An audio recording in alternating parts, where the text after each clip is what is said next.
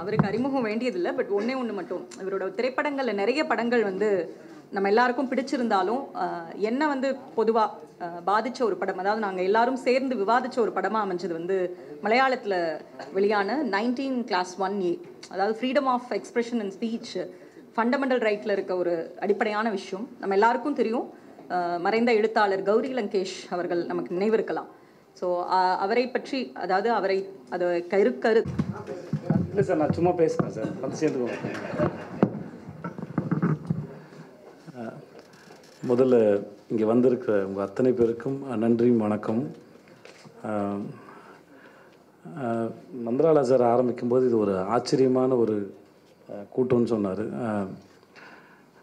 அந்த ஆச்சரியம் அவர் பேச தொடங்கிலேருந்து ஆரம்பிச்சிச்சு நான் நினைக்கிறேன். ரொம்ப அற்புதமான ஒரு பேச்சு சார். நான் இங்கே வந்து வரவேற்புரை பேச தான் என்னை கூப்பிட்டுருந்தாங்க. நான் வரும்போது சரி ஓகே, ஒரு அட்டென்ஷனுக்கான ஒரு முகமாக தான் உள்ளே வந்தேன்.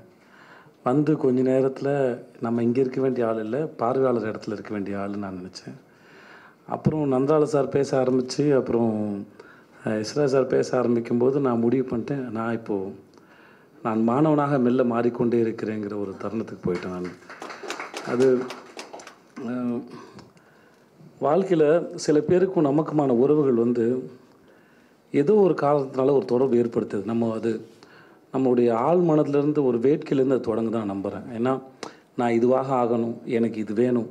இப்போ சின்ன வயசில் அப்பாவோ உடன் பிறந்தவர்களோ நண்பர்களோ நம்ம விருப்பப்பட்டதை கேட்போம், நமக்காக அவங்களால முடிஞ்சதை வாங்கி கொடுப்பாங்க.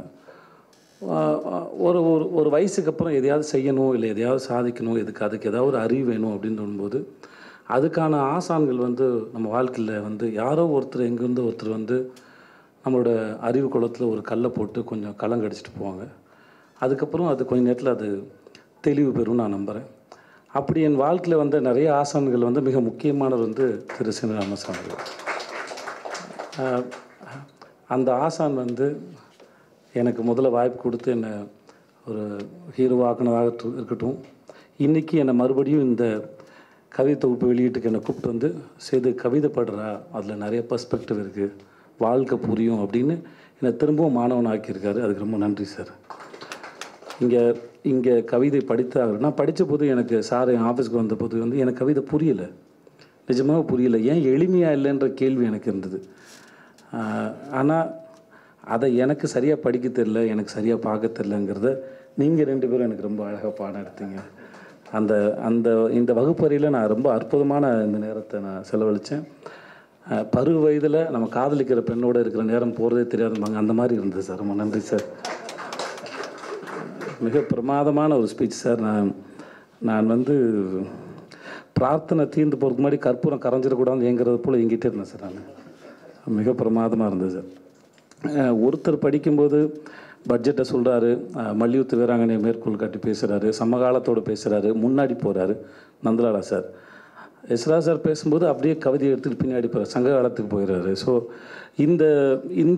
இந்த டைம் ட்ராவல் இருக்கு இல்லையா, இது என் கண் முன்னாடி நிகழ்கிறத நான் பார்த்துக்கிட்டே இருக்கிறேன். ரொம்ப அற்புதமாக இருந்தது. ஒரு விஷயம் வந்து அது புரியும் போது நான் நம்புவேன். என் நண்பர் ஒருத்தர் மணிகண்டன் சொன்னதான் நினைக்கிறேன், இப்போ மூளைங்கிறது ஒரு மிகப்பெரிய இந்த உலகத்தை போல் இருக்க இடம்னு வச்சுக்கிட்டிங்கன்னா, நம்ம பயன்படுத்துகிற இடத்துல மட்டும் நம்ம விவசாயம் பண்ணணும்னு வச்சுக்கோங்களேன். நீங்கள் படிக்க உலகம் புரிய நீங்கள் அந்த இடத்த பெருக்கிக்கிட்டே போகிறீங்கன்னு சொன்னாங்க. இன்றைக்கி அந்த மூலையில் விவசாயம் பண்ணுறதுக்கும் இடத்த பிடிக்கிறதுக்குமான ஒரு பெரிய ஆர்வத்தை இந்த கூட்டம் வந்து எனக்கு ஏற்படுத்தி கொடுத்ததுக்கு ரொம்ப ரொம்ப ரொம்ப நன்றி. இதில் வந்து நான் சில கவிதைகள் புரிஞ்சது, ரசித்தேன். சிலது ஏன் இப்படி எழுதியிருக்காரு அப்படின்றது. இப்போ நான் படிச்சுட்டு நான் ரொம்ப நேரம் கேள்வி கேட்டு புரிஞ்சுக்கணுமான்ற ஒரு கேள்வி எனக்கு இருந்தது. நல்லா இருந்தது சார், கேட்டுக்கலாம். ஸோ ஆனால் அது எளிமையாக தான் இருக்குது.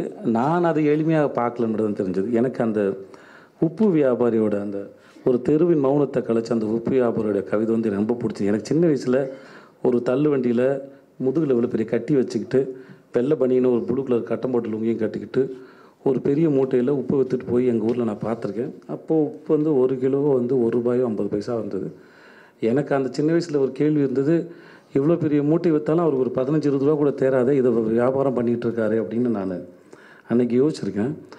ஆனால் இவர் சார் சொன்ன மாதிரி எல்லாரும் வேலைக்கு போனதுக்கப்புறம் அந்த தெருவே அமைதியாக இருக்கிற அந்த இடத்துல ஒரு உப்பு வியாபாரோட அந்த ஒரு வருகை வந்து அந்த தெருவை எப்படி கலைச்சதுன்னு அந்த விஷுவலை வந்து ரொம்ப அழகாக க்ரியேட் பண்ணி நிறைய கவிதைகள் வந்து பார்க்குறது போல் இருந்தது சார். நேரடியாக ஒரு பெரிய காட்சியை ஒரு அழகிய ஒரு நிஜமாக ஒரு ஃபோட்டோகிராஃபை பார்த்தது போல் ஒரு பெரிய இதுவாக இருந்தது. ஒரு பெரிய தூண்டுற விதமாக இருந்தது சார். ஞாபகங்களை கூட்டு போகிற மாதிரி இருந்தது. முக்கியமாக எளிய மனிதர்களை பற்றி பேசும்போது தேசரா சார் சொன்னார், நீங்கள் சொன்னது தெரியல, அது இந்த உலகம் சாரதா சொன்னீங்க, இந்த உலகம் சுற்றுறதுனால நம்ம இருக்கிறத போல் எளிய மனிதர்களால் தான் நம்ம இயங்குறோம்னு சொன்னது வந்து அது மிக அற்புதமான ஒரு speech sir. Thank you so much sir. இங்கே வந்தது நான் ரொம்ப சந்தோஷப்படுறேன். ரொம்ப நன்றி. வந்திருந்த அனைவருக்கும் நன்றி சார். நீங்கள் வந்து பேசுகிறீங்க சார். நான் அப்படி வாங்க சார். இப்பொழுது இயக்குனர் கவிஞர் திரு சீனிவாசசாமி அவர்கள் வந்து தன்னுடைய வாழ்வின் அனுபவத்தை அவர் கவிதையாக்கின அனுபவத்தை நம்ம இன்றைக்கி பகிர்ந்துப்பார். வருக வருக சார்.